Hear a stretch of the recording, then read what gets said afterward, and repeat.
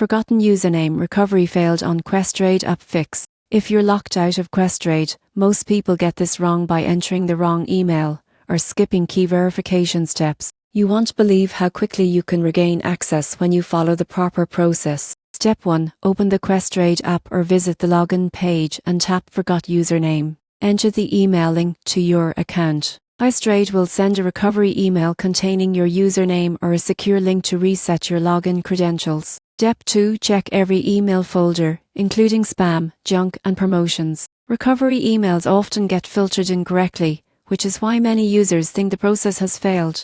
Avoid sending multiple requests in quick succession, as this can temporarily lock your account. Step 3. If your registered email is no longer active, gather verification information such as your full name, account number, and recent trading activity. Contact Questrade support directly with these details for faster recovery. A linked phone number can speed up the verification process. Step 4. Once your username is recovered, store it securely in a password manager or safe note. Enabling two-factor authentication ensures extra security and prevents future login problems. By carefully following these steps, you can regain access to your Questrade account efficiently. Proper verification and secure credential management are key to keeping your trading information safe and accessible.